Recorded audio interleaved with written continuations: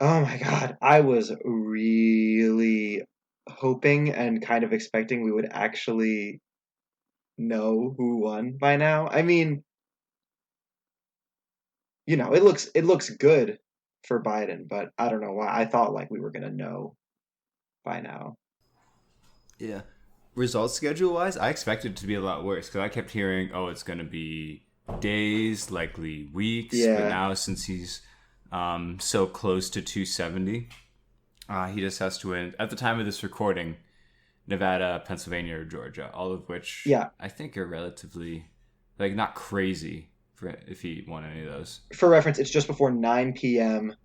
EST on the 5th of November, Thursday, when we're recording this. So Oh my considering. God, Oh it's shit! it's that one day. Remember. It's Guy Fawkes It Day. is Guy Fawkes Day. I didn't. Is that the actual name of the holiday? Because I think it is I actually could have just said anonymous I think it masked is guy. actually called Guy Fawkes. That's It would have been the actually, same. in hindsight, it's so weird.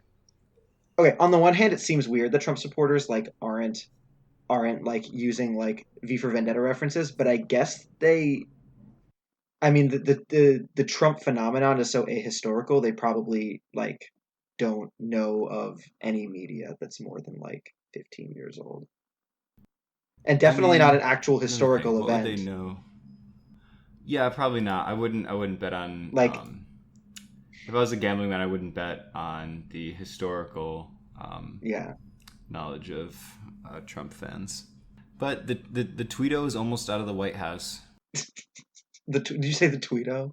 The goddamn Tweedo God, everyone's just becoming is mad almost out of the Christian White House. in the last few days.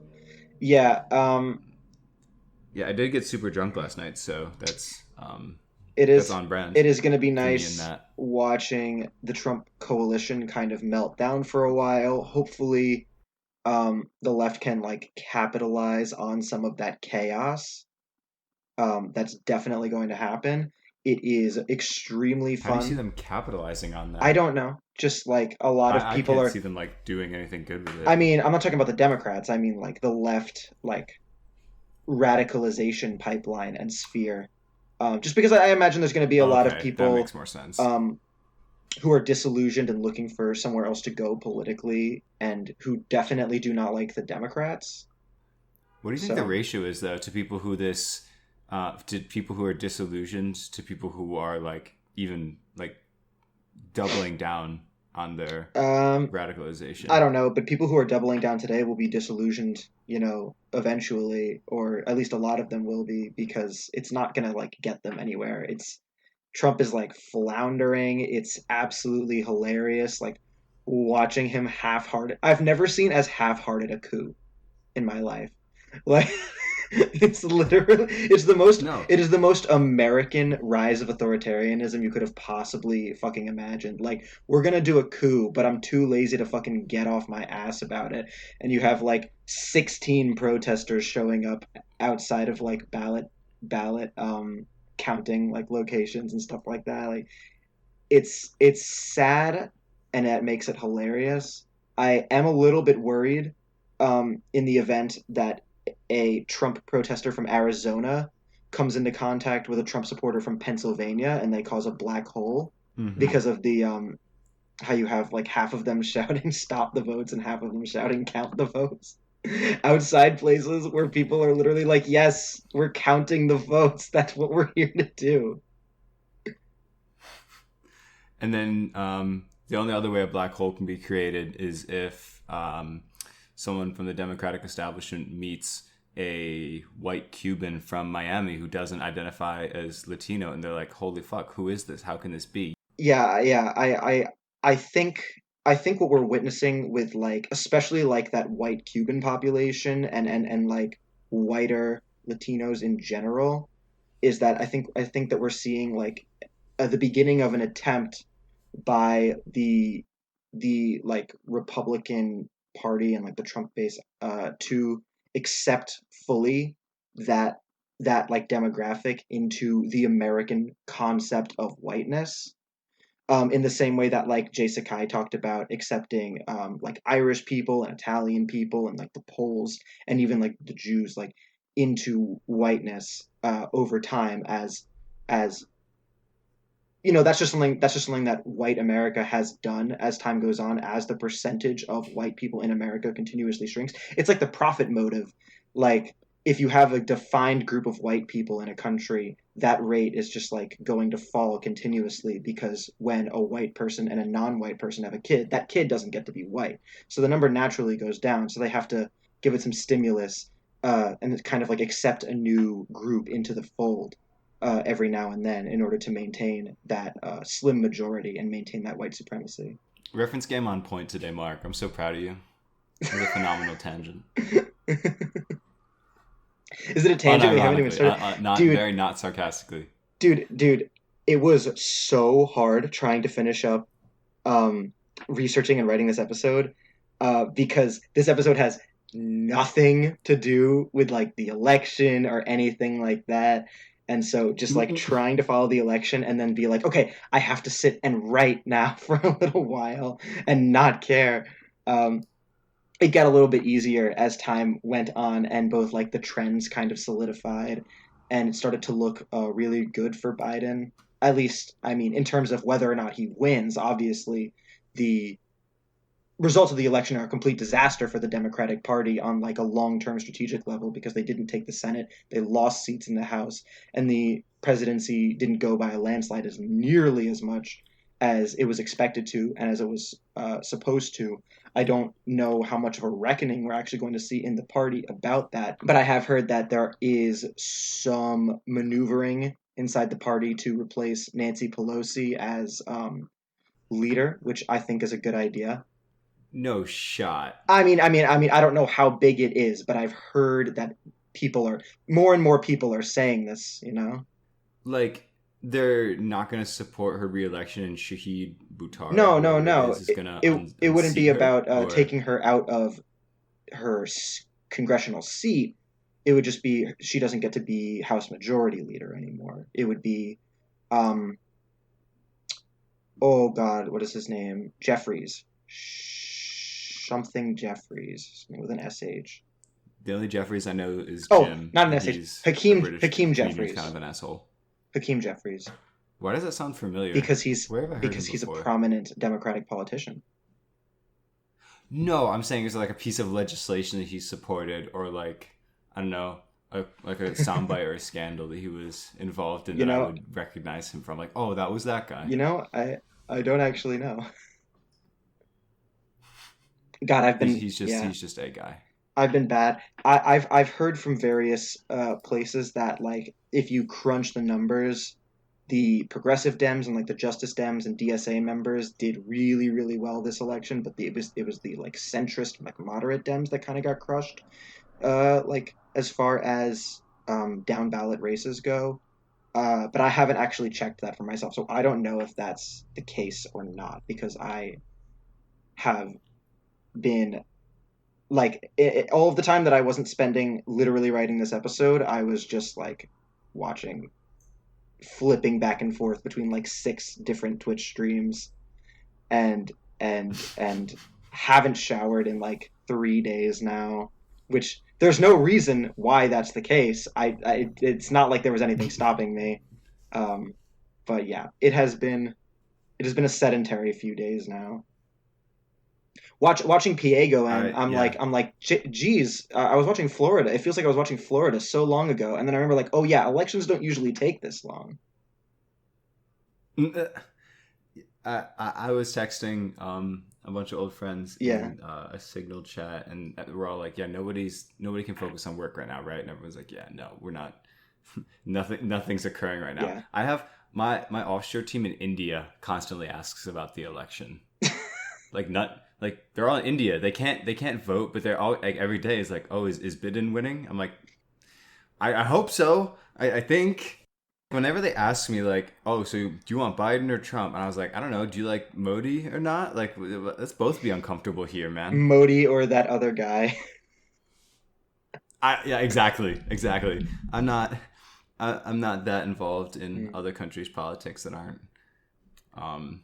Latin American, or not Latin American, in Yeah, in Latin America or Yeah. Europe, to be honest. The one thing, yeah, the one thing, the biggest thing that frustrates me just about the fact that it had to be Biden or Trump is that as far as U.S. policy is concerned, regarding the various left wing um, developments, especially in South America over the past like month or so, um, is that the U.S. stance towards those kinds of developments around the world is about the same between the two of them, which really frustrates me that there was nothing we could do, at least by voting, to help that.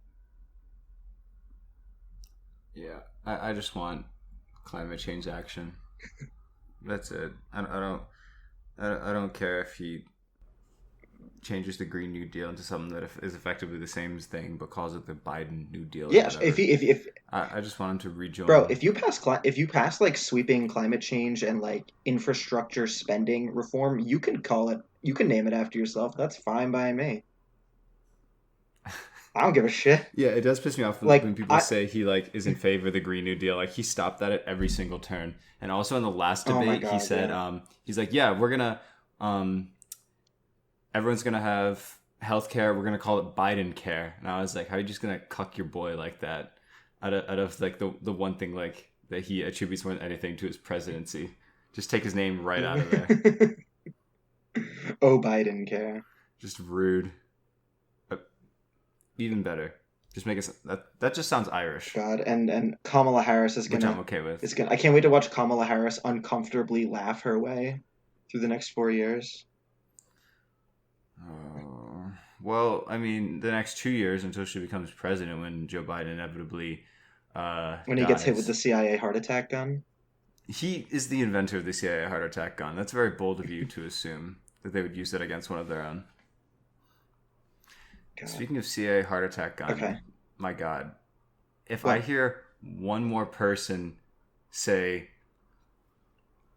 that like Bernie and like progressives are the reason that this is so close and like that we didn't get on board and that's why this isn't working Hmm. and not like just an aggressively outdated strategy. I'm gonna lose my mind. Yeah, yeah. It's blood boiling. You just have to push back on it whenever you hear it because like we're at a point where I think a lot of the Democratic constituency knows that their party is like politically ineffective and like deep down, and if you can like effectively and consistently push back, like Democrats have Stockholm syndrome for their party. Like their party is not working, and it's just been doing the same thing for so long that people assume that we're only even as good of a position as we are because of like this constant capitulation to the right. And of course, like Hmm. you don't even get to see a comparison between the effectiveness of progressive ideas and the effectiveness of centrist ideas because the party itself undercuts those progressive ideas so to such a degree that the I mean it's like hard to even know how well they could play on a national level if you had the liberal media apparatus and the Democratic Party leadership behind things like Medicare for all. Yeah, Medicare for all is so wildly popular even in conservative Yeah, states. but considering like how much change in the Democratic Party's outlook to fracking Biden's comments like in the last debate did in like a negative way, That was you have to gross. imagine that the Democratic like leadership broadly supporting a policy would have a pretty significant positive change on how people see that policy. I just hope we go full Oregon slash Portugal in New York and Yeah. legalize everything up to and including DMT.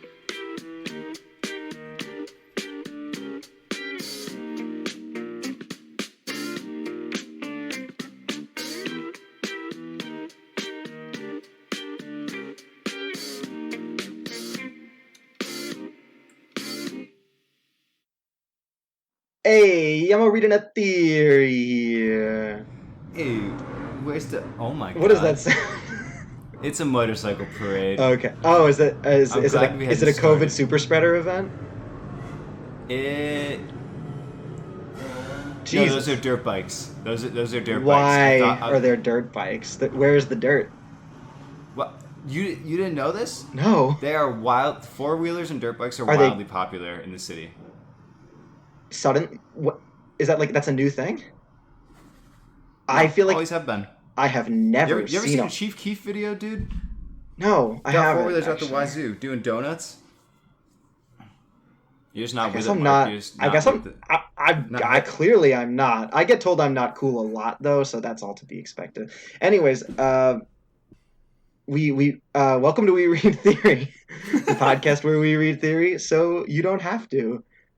And we are going to be discussing, as you heard, some mild Fredophobia right at the beginning there, because we are going to be once again returning to the great boot-shaped country of Italia to discuss another one of their most prolific left-wing thinkers. This time, instead of the Marxist Antonio Gramsci, we are going to be reading the anarchist Errico Malatesta. We have ourselves a true, honest to God, 19th century debate bro. Anarchist debate bro. He's Vosh. It's kind of hot. Also, you forgot to introduce yourself and Oh myself. my God! Here. What are our names? We'll just splice it back in. I'm Mark. No, we won't. This is No. perfect how it is. Okay. Yes, my name is Mark, as you all hopefully know. Although maybe like 20% of you don't know because you're new listeners. That would be fucking lit. I hope 50% of you don't know my name because my name's Alex. I hope I'm meeting a lot of new people for the first time and that our podcast is growing still. Yeah. Talk some theory, buddy. Alex. What's up? I actually learned a lot reading these like kind of cafe dialogues. And principle among the lessons that I learned is that a lot of the arguments that we have with various like chuds and liberals today were exactly the same arguments that people were having, or at least Malatesta was having, back at the end of the 19th century. Things really do not change. So, a little bit of background before we jump into it. Errico Malatesta was an Italian anarchist. He was a contemporary of other Italian radicals like Gramsci, who we discussed in a recent episode. Though they had pretty little to do with one another, as far as I can tell, they kind of ran in like different circles.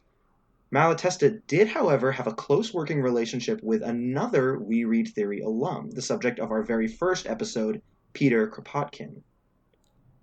That Kropotkin and Malatesta knew each other personally and even helped one another in writing should be obvious. Their vision for the future, as well as the road to get there, is shared. That said, their approaches to arguing in favor of this future are really different. Kropotkin's Conquest of Bread spends a lot of time showing the reader that the math checks out on anarchism. Kropotkin roughly approximates the amount of food required to feed a city, and the amount of cloth required to clothe them, and various other necessities. He determines the approximate amount of work that would be needed to produce these things in sufficient quantities, and he allots additional labor time for luxuries like sugar and art.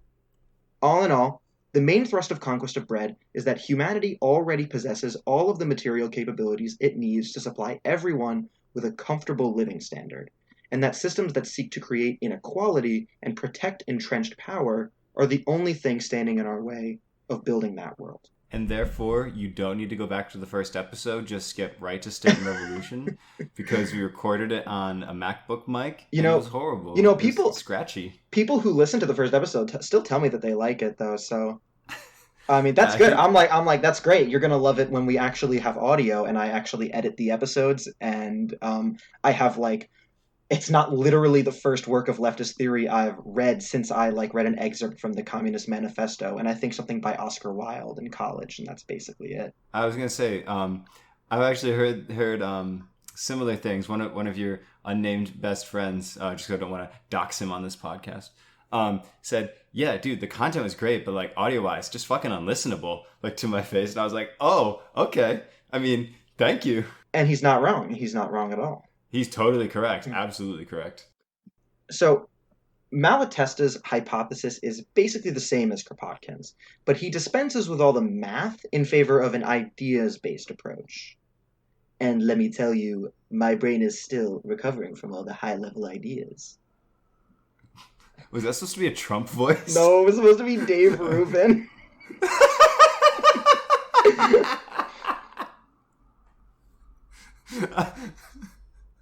To be honest, I haven't heard him speak that many times. Just seen his tweets now and again, so it's God. okay. Totally okay. So, where Kropotkin wrote what is essentially a lecture, Malatesta produced a series of dialogues, 17. These 17 can be broken down into three major groups based on when they were written. The first 10 were written right at the end of the 1800s, while Malatesta was hiding out in Ancona from the Italian authorities. By this time, Malatesta was already more than familiar with the Italian criminal justice system and even the interiors of its jail cells. While hiding, Malatesta seems to have been unable to resist continuing to publicly advocate for anarchist principles, a trait that continuously gets our friend into trouble. The setting of the dialogues is based on Malatesta's particular tendency to argue with various people at the local cafes at this time. Just before the turn of the century, Malatesta found himself once again on the wrong side of Italian law and ended up under house arrest. He escaped and didn't return to Italy for more than 10 years. After his return in 1913, he re-established himself in Ancona and wrote 4 additional dialogues, bringing the total up to 14. Of course, in 1913, World War I was just around the corner, and the war created yet another situation in which Malatesta had to flee his home country. He returned for the last time following the end of the war, and it was after his final return that he wrote dialogues 15 through 17, completing the series that we'll be looking at today. Malatesta is represented in the dialogues by Giorgio, a witty and, I assume, rather handsome anarchist who's invited to the cafe by his friend Michele to argue with various chuds and liberals. These chuds So and what? what? I gotta interrupt, Mark. What makes him give off like a sexy vibe? Do you Oh assume he's no, handsome, he's just or all anarchists he's handsome? he's the author insert, so I assume Malatesta thinks he is hot because that's just how author inserts do be. Oh, okay. No, I'm Was not. he Yeah, gay or I'm something? sorry. There's nothing in there that where where someone's like, "Oh, Giorgio, you're so sexy and cut." That doesn't I happen. it could happen. I mean, I don't think we talk about ugly people on this podcast. Just by virtue of their existence, being a communist does scientifically make you hotter. Let me think. We must have talked about at least one ugly person on this podcast. Beauty's in the eye of the beholder, my Um, guy. um, God, I can't, Lenin, can't, sexy. bro. Kropotkin, Very that sexy. giant beard. They all Um, have great facial hair. um, Except for um, Angela Davis, who did not have facial hair, but was, dude, dude, you know. dude. Noam Chomsky in the 1970s could fucking get it, or in the Okay, 80s now maybe. he's like I mean, necked out Gandalf, though. now he's like Gandalf. Yeah, Unfortunately. I do want to see the old as fuck Michael Parenti versus old as fuck Noam Chomsky debate. I do Oh, need I think that you're gonna in my say life. like aggressive boxing match. Like I'm already used to watching old men debate, so that would be fucking lit. Yeah, sounds nice. So I'm sorry. Go ahead. yeah, as I said, Giorgio was invited to the cafe to argue with various chuds and liberals by his friend Michele, and these chuds and liberals include Prospero, a member of I'm not going to say it like that, and these. I can tell you're putting so much effort into. No, I mean it wasn't supposed to be a serious pronunciation anyway, but I was just Prospero. like, if I do it once, I'm gonna have to do it every time, and I'm not gonna do it every time. Prospero, who is a member of Italy's real deal big bourgeoisie. There's Cesare, a petite bourgeois shop owner, and Ambrogio, a magistrate and representative of state power and liberal political sentiment. Throughout the first 10 dialogues, Giorgio, Chad anarchist, parries and riposts their emotional barrage with facts and logic. The first dialogue occurs between Michele, Giorgio's baby anarchist friend, and Prospero, the bourgeoisie landowner. Michele argues a point any socialist should be familiar with, that the world is in a state in which those who work to produce the wealth of the world have very little, and those who have the most don't seem to work at all, but instead they sit atop a pile of property, and they let that property accrue wealth for them. Michele says that this arrangement is unfair and unjust, and Prospero says something kind of interesting. He doesn't really deny this fact at all. Instead, he argues that inequality is and has always been the way of the world, that violent force is the only thing that brings people into line and creates order, and that This being the way of the world, he has no moral qualms with sitting atop the system when, if not for him, it would just be someone else. I've heard like okay, literally you said we've been arguing about the same things for centuries. Yeah, That is so many like yeah, chud talking yeah, points yeah. wrapped up into one fucking sentence. No, it's literally uncanny. It's literally uncanny. It's not even kind of different. We'll get into some of the other spicy stuff. Um, This is painful. Just so you and, know, I'm not having a good time. and Michele says that he's going to invite his friend Giorgio to the cafe to argue on behalf of anarchist ideas. And Giorgio becomes the main protagonist of the dialogues from that point on. Michele leaves, which marks the end of Dialogue 1, and we begin Dialogue 2 with Prospero arguing not against Giorgio, but against Ambrogio, that liberal magistrate we were talking about earlier. Ambrogio is pissed off at Prospero because he gave the game away. For Ambrogio, from his perspective, the wealthy have accrued their fortunes through the expression of human agency in accordance with the inalienable rights of man, not force. And I found this clash between the two of them so interesting because here you have Ambrogio, whose head is filled with all these classically liberal ideas about property rights and the like, and he's trying to exalt the wealth and power of men like Prospero as just and virtuous. And Prospero, the man in possession of all that wealth and power, just has no time for it. And I thought that was a really interesting observation made by Malatesta in the text. Those who are enmeshed in liberal institutions generally believe their system is one built on justice, voluntary association, and free exchange. Leftists attempt to peel back the veneer of those lofty ideas to see what the inner mechanisms of our world look like. Between these two, the perspective of the largest property owners, the true seat of power, is much closer to that of the leftists than it is to that of liberal institutions.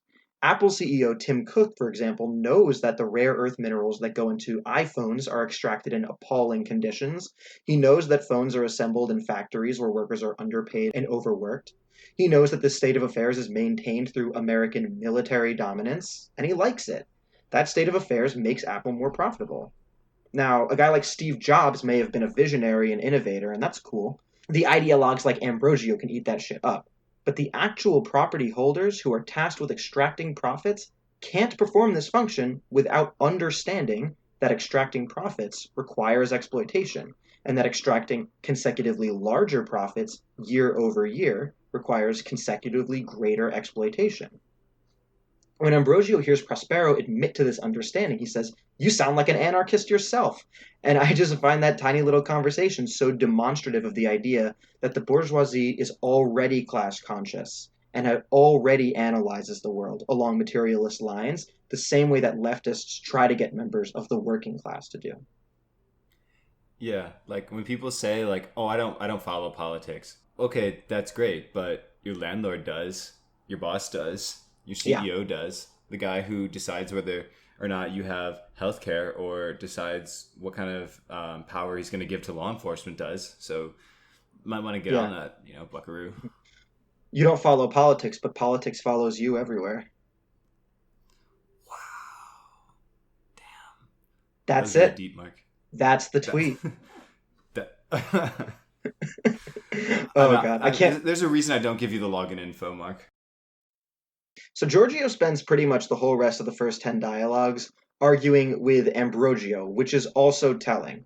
Ambrogio doesn't represent property owners like Prospero and Cesare. He represents liberal civic sentiment. And from this, I glean that Malatesta is trying to tell us that this liberal sentiment, the concept of the humanitarian state, the defense of private property as an inalienable right, is the most important obstacle for anarchists to come. That's not to say it's necessarily the most dangerous, but unlike the pure power politics of the bourgeoisie, liberal sentiment has a lot of points of access for anarchist rhetoric. Remember, Ambrogio got upset at Prospero for speaking in such a force centric way, even in a private conversation.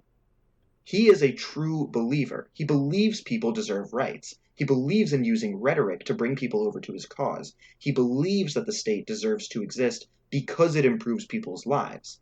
Each of these beliefs presents an opportunity to challenge liberal politics by actually appealing to liberal goals. Let me show you what I mean. Ambrogio attacks the idea of redistributing wealth by arguing that it infringes on the rights of property owners. Giorgio says that the general harm done to the population by allowing so few people so much wealth and power is unacceptable. And Ambrogio says that it's not a matter of social utility, that rights come from a higher source. Giorgio says, where? Ambrogio says, well, all people have the right to the fruits of their labor. And Giorgio, Chad anarchist, says, well, that's exactly the problem. Take a landowner like Prospero. How does he make his money? People come to work the land, and he takes a portion of what they produce, even though he does none of the work. So the system of property is actually infringing on people's rights, not guaranteeing them. To this, Ambrogio responds that if you took away these rights, society would fall apart and people would suffer. That's a social utility argument. And Giorgio basically says, when I said anarchism is good for social utility, you said rights. When I said anarchism protects people's rights, you said social utility. That's a contradiction. And pointing out internal contradictions is one of the most effective ways of arguing. You say stuff like that, and it goes back to what you said in the beginning. We've been having these same arguments for so long. You ever argue with someone and like they say something and you're like, yeah, fucking duh. That's the whole point. You're so close. It's like, listening to Tucker Carlson is like that, because he'll like talk about like the wealthy coastal elites, and it's like you're literally like a multi-millionaire heir who lives in New York. Like, that's you, buddy. But obviously he doesn't mean it. Yeah, the most unrealistic thing about this is how in good faith all the argument is, because in real life, if you tell like a business owner that you think it's unfair that they get all this money that they don't work for, they wouldn't tell you, well, that's just the way of the world. I own capital, so I get to keep it. And like, that's just how it is, baby. They would never say that. They would go like, how dare you? I work 80 hours a week. Going to the gym counts as work because it keeps me focused. Like, it's ridiculous. Yeah. I have a family member who has been made to work like extra long hours for like for like no like extra overtime pay, and they're complaining about it like I can't believe I have to do this. This is awful. I'm like, yeah, you guys should just like organize yourselves a little bit and like take a list of demands to like your management and say like, this is wrong, like we don't want this, like we are the workers. They're like, yeah, that makes sense. I'm like, yeah, you should like form a union. They're like communism. Yeah, down the back, buddy. Yeah, you gotta. If you're trying to organize a workplace, you have to be really careful about when you start using that word, because it will freak people. I was just talking with a family member, but still though, I mean that word will still freak people out, even if you're not sharing a workplace with them, because people like there are people like who think it's illegal to start a union, and that's just because of how successful corporate propaganda has been on the subject. It's really fucking crazy. Yeah, I heard Walmart should fire your ass. Yeah. Anyways, so Giorgio argues with Ambrogio a lot. He argues with Cesare, the shop owner, a decent amount. And in later dialogues written after Malatesta fled and returned to Italy, Giorgio also argues with Vincenzo the Republican, Gino the worker, Pippo the war veteran, and Luigi the socialist. All of these disparate people have goals and ideologies that create opportunities for anarchist criticism. By comparison, Prospero is less personally present in these debates. He hangs over them or skulks in the background. And that makes sense. I mean, what are they going to argue about? Giorgio says private property is unfair and makes people suffer, and Prospero says, yes, and look at all the money I get from it. It's great. I think there's a fundamental lesson in that for anarchists and really all leftists and even progressive liberals, which is that you can't appeal to the highest and most invested authority for your rights. They know where their material interests lie, and they don't flinch at using violence. However, everyone from liberal proceduralists to fellow socialists to veterans to workers to even small business owners has a moral or material interest that is more aligned with the anarchist cause, and that makes them, if you can do it, a potential ally. And that was just a big interesting lesson that I pulled from the broader structure of the dialogues. But what are the dialogues saying directly? Well, as a whole, the series is a comprehensive defense of anarchism from as many angles as possible. That's why Giorgio argues with so many different people. The first dialogue is about attacks on anarchism from the wealthiest property owners. Their criticism, as we saw, is that they like being able to profit from people's suffering. As we also saw, Malatesta clearly didn't think this argument necessitated a proper response, which is why Dialogue 1 is the only one Giorgio doesn't appear in at all.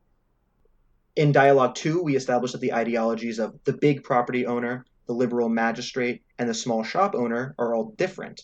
In particular, we see divergent attitudes towards the violence that maintains the status quo. Prospero the bourgeoisie likes the violence, Ambrogio the magistrate bemoans but accepts the violence, though he prefers propaganda, and Cesare the shop owner seems blissfully unaware of just how much violence really is required to keep everything the way it is. Giorgio only really appears to tell everyone that anarchism is the only system that does not preserve itself through violence. Dialogue 3 is where the real debates begin. At the end of Dialogue 2, Giorgio said that widespread poverty presents a systemic injustice. Now, Ambrogio says that we can't necessarily say that. Scarcity is a natural part of life, and that's true to an extent. But that fact is largely irrelevant when we look at the specific scarcities associated with poverty. Unemployment, food insecurity, expensive and precarious housing, these are not natural scarcities. They're manufactured for profit. Giorgio points to food as an example. There are, across Italy, fields that are perfectly capable of producing food that aren't used for this purpose. Even back in the 19th century, anarchist writers like Kropotkin were crunching numbers and found that feeding all of humanity would be a relatively trivial endeavor on a material level. And this was actually even before the development of the Haber-Bosch process, which I'm not going to get into it, but it was a way of producing fertilizer that was developed in the early 20th century that is like one of the main reasons why we had this massive population boom over the last 200 years. So even before we developed that, it was a relatively trivial undertaking to produce enough food to feed everybody. But we don't do it. The reason why is because it's more profitable for landowners to produce less food and charge higher prices for it. So that's Dialogue 3. Dialogue 4 begins with Cesare the shop owner recognizing some of the absurdity in the system. For example, there is often a tax imposed on the importing of wheat, while there is at the same time a shortage of wheat being produced domestically. Giorgio explains that this is done to protect the profits of Italian landowners. This is where Ambrogio chimes in, talking about how Giorgio pretends to be moral but advocates infringing on the rights of property owners. And that's how we get to the bit that we went over earlier about property rights versus social utility, which bleeds into Dialogue 5 and also completes Dialogue 5. In Dialogue 6, Ambrogio argues that if you just divided all the land up amongst the people so everyone gets a little plot of their own, you would make large farming operations impossible. Giorgio says yes, but what is being described here isn't anarchism. Anarchism is a state of affairs without individual ownership of property, not where everyone owns a little bit. Under anarchism, the land is owned in common, and the people decide collectively what is to be done with it. Ambrogio says this system would destroy liberty, and Giorgio says, what liberty? There's the liberty to do something in the abstract, which is currently found in abundance under a liberal state, but what about the liberty to actually do a thing? That liberty requires the guarantee of certain material conditions. The right to eat in the abstract only requires that no one grab food from your mouth as you're chewing it. But the material right to eat means a guarantee of everything you need to feed yourself. That's the difference. Dialogue 7 is a discourse on the nature of communism itself. Malatesta, and by extension Giorgio, is an anarcho-communist. So he believes that all property should be held in common. And by property, we're talking about productive property like land and factories and stuff. You can keep your toothbrush. But the state should also not exist. This leads Ambrogio to ask how exactly it's supposed to work. Wouldn't you need a state in order to enforce this? And how exactly are we supposed to decide who gets what anyway? Giorgio responds that neither he nor any anarchist knows for sure what the exact methods a given community will agree to in order to produce and distribute necessities for life. You know, they're anarchists. They don't want to like tell people what to do unilaterally. It's kind of hard to create policy when you don't really have a fucking state. He asks like, how are you supposed to do this? How are you supposed to like write a prescription for all this? Yeah. And it's like, well, there really isn't one. That's the kind of the whole point. Yeah, I mean, advocating for democracy is kind of the same way. It's like people ask, well, what is democracy going to do? And it's like, well, the point is that the people have a voice, and the assumption is that when people have representation, they will be able to get the government to do the things at a given time that is best for them, as opposed to not having the power. And it's philosophically my belief that that is a better way to run society. And it's only really in hindsight that you can decide whether that turns out to be true or not. In 1897 or so, when this was written, there were fewer high-profile examples of like this kind of anarchist organizing working, at least as far as I know.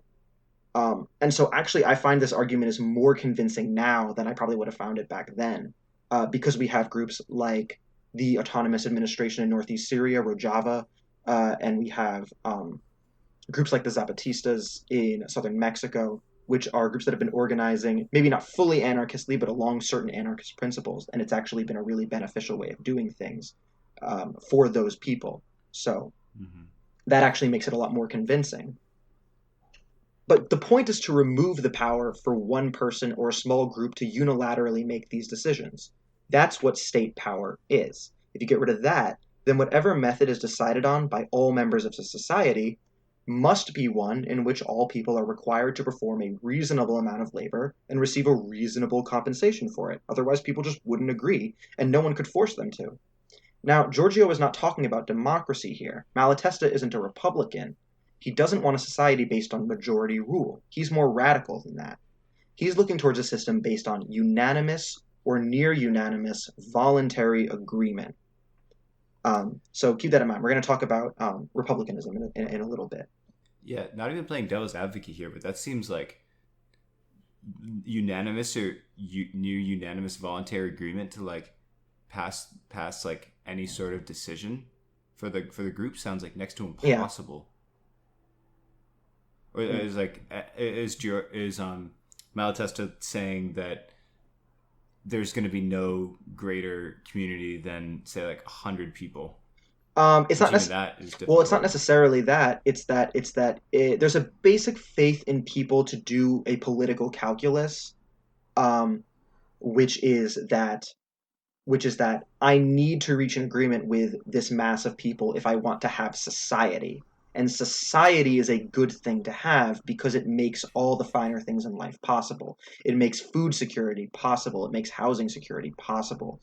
So I just have to, within reason, be willing to make compromises with people. And if I can't, if it's totally unacceptable, well, they're anarchists. I can leave. I can go somewhere else. But there is never a state of affairs where there is a person who has personal control over my means for survival and who can choose to and whose approval, specific personal approval I need to have access to them. That's Mhm. that's that's not the state of affairs. So there's an inherent freedom there. I think one of the things that also subconsciously makes people reject this idea, um, other than like the sheer like the fact that like you could never see this happening in your lifetime, obviously just because you're so conditioned to how things are Yeah, currently, it can happen is in it that can happen in certain places, but in like the wider like Western world, yeah, absolutely. yeah, it's just like not feasible to have that anytime in our lifetime. It's just not going to Mhm. happen. But it's the fact that you can't be isolated and removed from political processes, and you actually have to be involved in your Yeah, community and like involved with your neighbors and yeah, things like that. And that's just very foreign concept to a lot of people. it is. Dialogue 8 is a continuation of the same argument that we were just talking about earlier, in which Ambrogio finds himself making another contradiction. Previously, he argued that common ownership of property would destroy liberty, that people need to be able to decide for themselves what they will do. Now he argues that we can't possibly have a system based on voluntary agreement. That would be chaos. This is a contradiction, and if you want to make sense of a contradiction, you have to find the through line between the two contradictory elements. In this case, we can point out that whether Ambrogio advocates liberty or order depends on which members of society he's talking about. When Ambrogio exalts rights and liberty, it's always in reference to property owners. But when he talks about the necessity of state control, he's talking about workers. Although his rhetoric is totally different from that of Prospero, and that difference creates an opportunity for anarchists to appeal to him personally, he ultimately agrees with Prospero on the most fundamental point. that property owners ought to have special powers to control society for their own benefit. In Dialogue 9, Ambrosio argues that a society is, by definition, a hierarchy. How do you create a hierarchy without a state? Giorgio says that society is not about domination and hierarchy, it's about cooperation. All the good things we have are the result of people working together for common goals, and furthermore, this fact is extremely obvious. Why are we concerned that people would refuse to work together when it's obvious that working together will make your life better? I'm going to circle back around to Dialogue 10 in a second because this question is expanded on in Dialogue 11. So Dialogue 11 involves Ambrosio pointing out that although people do recognize that working together makes it easier to accomplish their specific goal, that doesn't necessarily mean that all people have the same goals. So without a state, how do you correct this problem? And Giorgio responds that the state already doesn't correct this problem. It doesn't get people to agree. It just enforces its will as the will of society, regardless of what the people want. Ambrosio says, what about the people who specifically want to dominate others? And Giorgio says that would make them the state. If you desire to control people, then those people have a right to defend themselves against you. And since most people stand to lose autonomy with a state, most people would oppose its creation in its absence. Yeah, do you think, yeah, technically if Ambrosio is saying like we all cooperate right now, we're all working towards maybe not the same goals, but the goal of a completely functioning society as it exists today. Do you think the guy making your bagels at Dunkin' Donuts wants to be there? Do you think that's his goal? Is to make you a fucking bagel? No, like it's just through force. Yeah, and that's the difference. but if you have a situation in which making bagels all day, the conditions in which you do them are fairly pleasant. You're not expected to work too crazy hours, and the compensation you get for that work is perfectly is within reason. It's more than enough than you need to survive comfortably, and you can feel secure in that position. Then maybe you would want to make bagels. Making bagels is fun. And because it's your choice to make those bagels. So yeah, circling back around to Dialogue 10, it's really more of a meme than anything else. Ambrosio asks if all property. So Ambrosio says, if all property is held in common, what about women? And Giorgio is basically like, dude, women are people. Nobody gets to own women. And it reminds me of like those Soviet Union memes where it's like my girlfriend, no comrade, our girlfriend. I read it in the script and like tried to like read ahead a little bit and be like, oh, he's just making a joke. No. Oh, bruh. And you don't even know. It also in that dialogue, Giorgio's like, no, women are people. They're equals, and they just get to be equals. They get to decide what they do, like men do. Mm-hmm. And Ambrosio's like, okay, but science confirmed that women are like not fully people. Like we can prove this with experimentation. You're a fucking idiot. I think I'm gonna read this one on my own. Yeah, it's not too long, laugh. And it's not like gonna like blow your mind or anything, but it is pretty funny. I really hope it doesn't blow my mind if it's talking just about how women don't deserve rights. True that. Okay. So keep in mind that all of those first 10 dialogues were written around the same time in about 1897. And then after that, Malatesta is placed under house arrest, and then he escapes, and he returns to Italy more than a decade later. So as we're going through dialogues 11, 12, 13, and 14, what we're reading was written just before the beginning of World War I, and there's been a lot of political development in that time. We already went over dialogue 11, and 12 is what I consider to be the end of the first arc of dialogues, narratively. In it, we return to that original subject of political violence. Ambrosio argues that the establishment of anarchism would require a lot of violence and destruction. Giorgio argues that, actually, it's the establishment and maintenance of the state that requires a lot of violence. Anarchism could be established simply by convincing enough people that it's a good idea, and then you just start doing anarchism. You don't got to force anyone to do anything. Just do anarchism on a small scale and lead by example.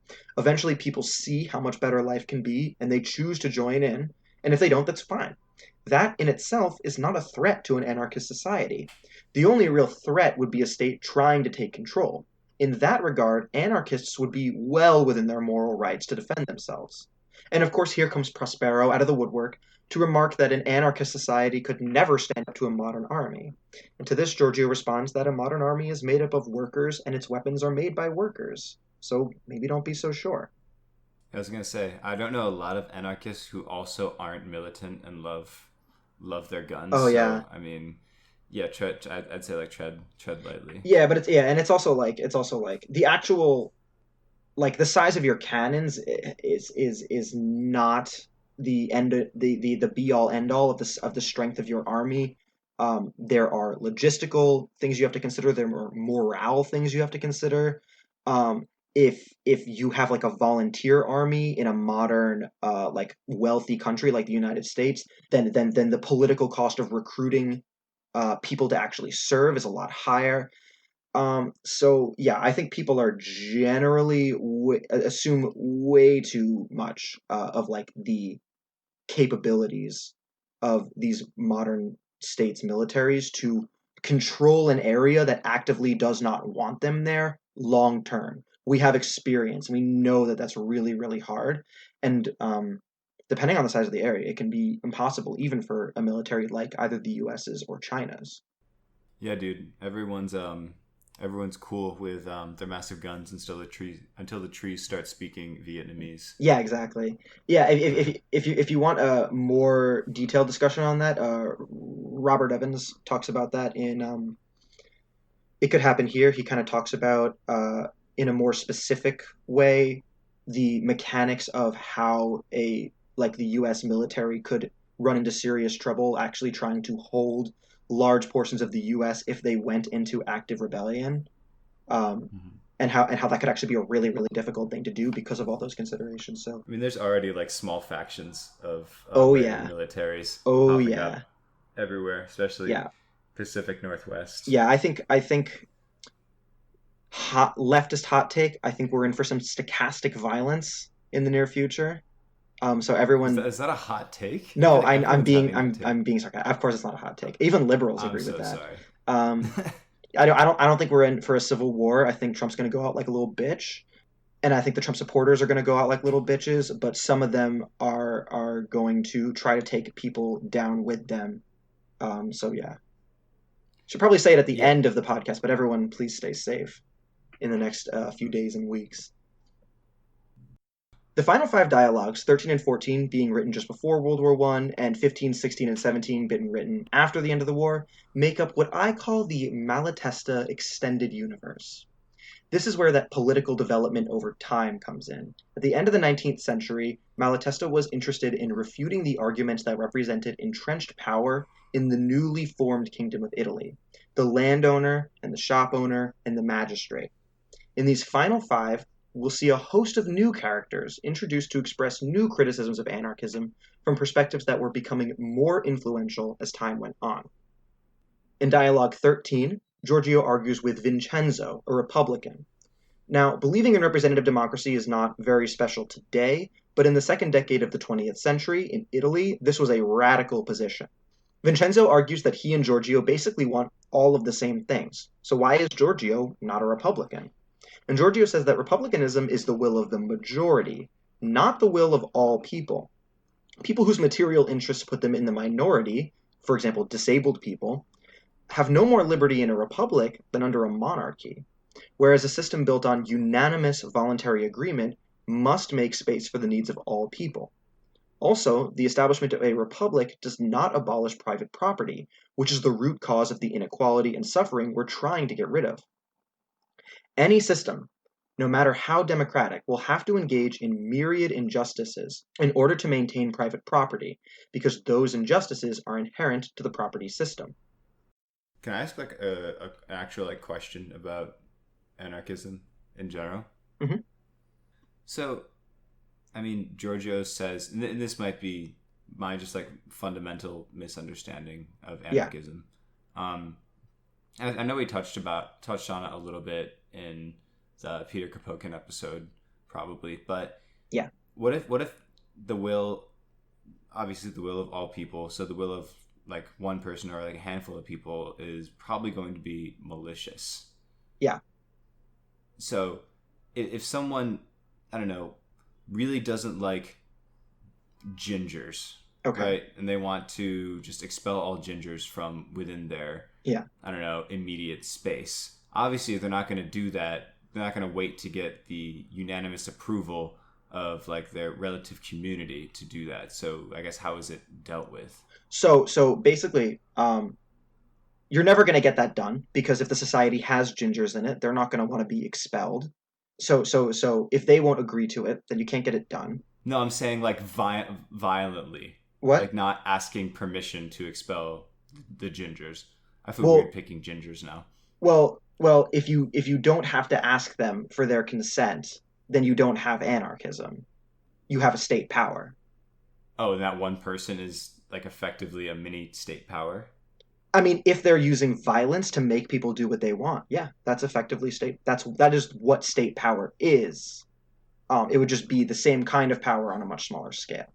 Okay, so I guess the other people would like force him to leave or something or Well, it's not that you piss off. force him to leave, but it's you, unless you agree to the society that we are having here, you don't get to be a part of the society. You can go try to be a part of someone else's commune, someone else's society. Maybe there's a whole bunch of assholes who made a little anarchist commune where they don't have gingers there. As long as they're not attacking other communes and gingers have a place to go, I guess it's ultimately kind of fine.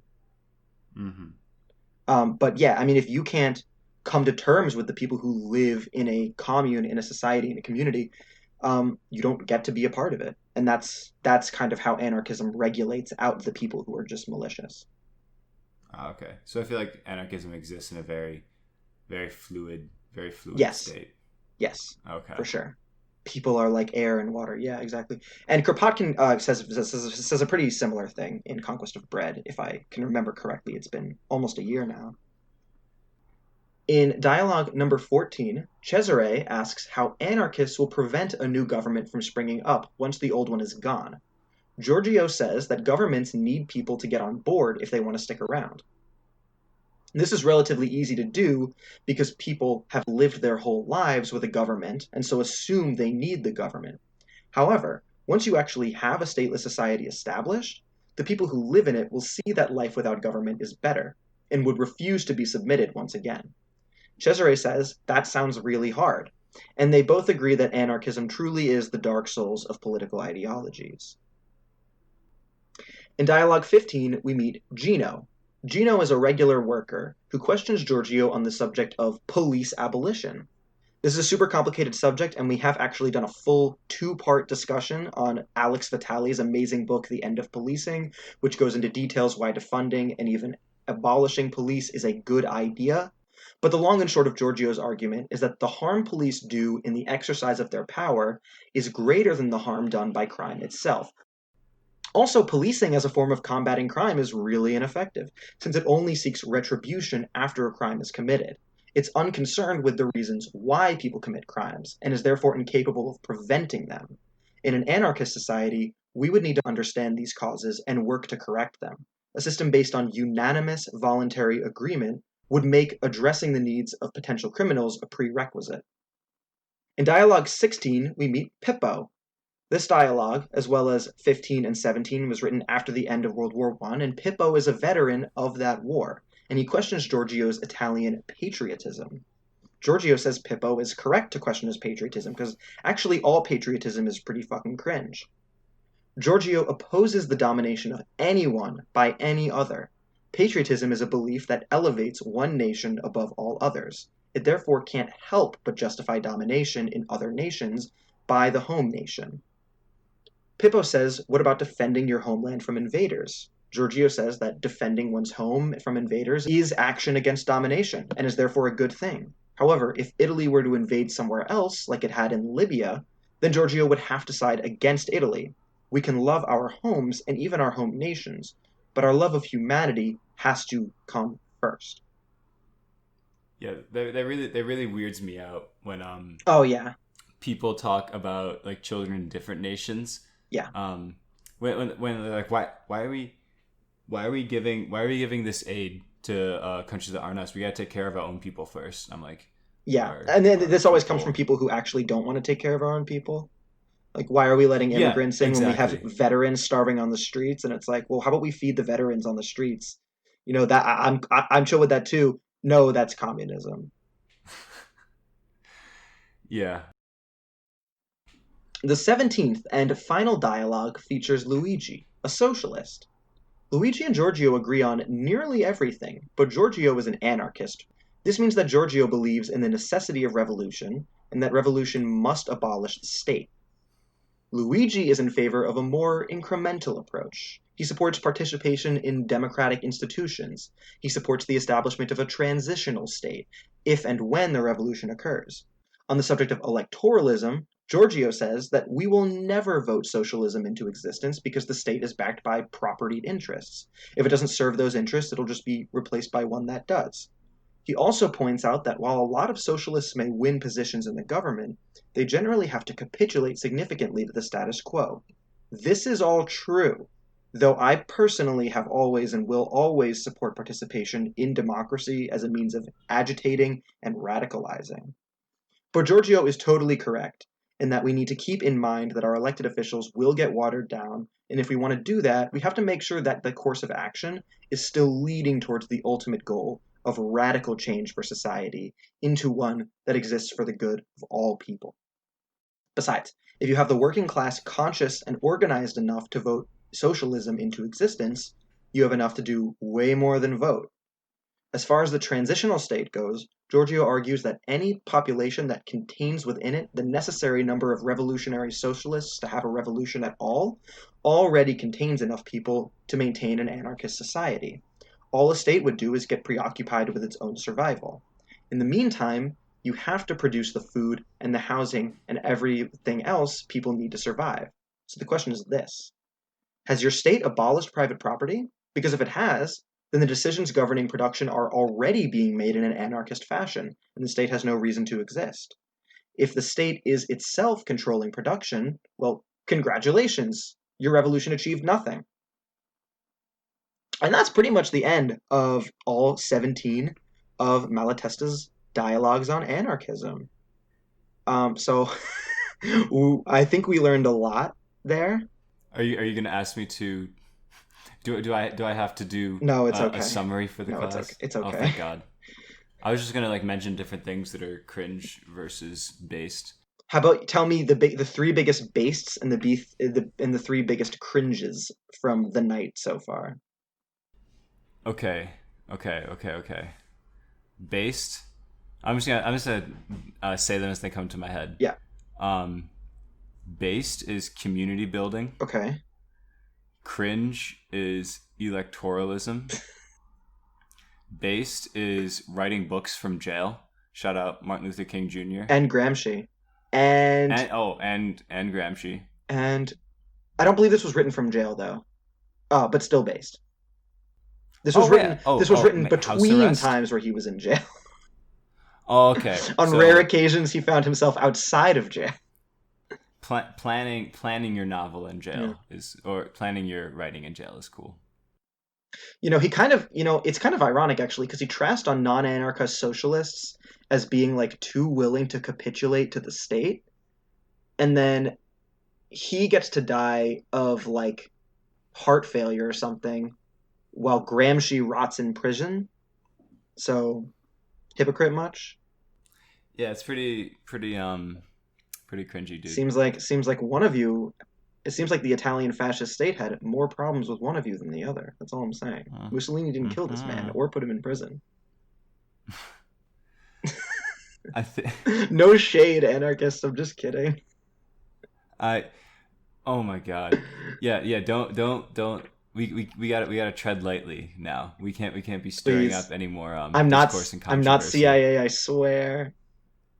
I have a heart attack gun in my desk, Mark. I will not hesitate, bitch. Anyway, I think the all around based conclusion of this is that talking to people who you disagree with politically and exposing their contradictions to them is awesome. Yes, exposing contradictions is based as fuck. Do we need one more Yeah. cringe? Oh, let me see.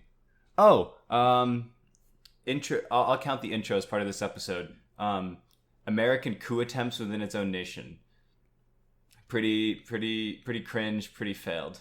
Yeah, they're going in my cringe comp. Oh my god. Oh, I can't wait for the comps. I can't wait. I can't wait. I can't wait for the TikToks. I can't wait for Oh my god, what's her last name? Claudia Conway, or whoever it is, Kellyanne Conway's daughter, Yeah. to just go off about this shit. I'm excited. All right. All right. I think that was everything of value we had to say and much, much more. I like So that distinction. That's good. so how Hey, about but yeah? if you want to hear more things of no value, you should follow us on Twitter at We Read Theory Pod. Hey, Or if you have things of little to no value or things of great value that you'd like to share, you can post them on Reddit at r/We Read Theory Pod. mm-hmm. And you can call Mark at 518 Are you gonna do this 624. every time now? Yes. Yes. The joke's never gonna get old. Yeah, I think that's all the possible plugs we have. Oh, I think the message we can leave everybody here today is don't just like you didn't descend into nihilism during the Trump presidency, don't descend into like complete apathy after Trump is gone. Fingers crossed that I didn't just jinx it. here's a secret. Get yourself some cheese, some eggs, some bread. Not too crazy. Maybe a little ham. Make yourself a little croque madame. Make yourself a mimosa. You can have brunch. You can have brunch. Just don't pay $12 for toast. Are you reading my tweets, I'm Mark? not reading. I am quoting your tweets, but I'm not reading them. Don't pay $12 for toast. You can have brunch in your own house. Invite some friends. Well, maybe in like a year, invite some friends. Yeah. When we run If you're listening for from New president Zealand, in you can invite some 2040, friends. that'll be our slogan. Or Not no more malarkey, not keep Mary good again. You can brunch. Anyway, I think that's it. do you wanna do it? Yeah. We appreciate you listening to this episode. Thank you for joining us and sitting down with us for a little while. And if we don't see you before, good afternoon, good evening, and good night. Be safe out there. Love you guys.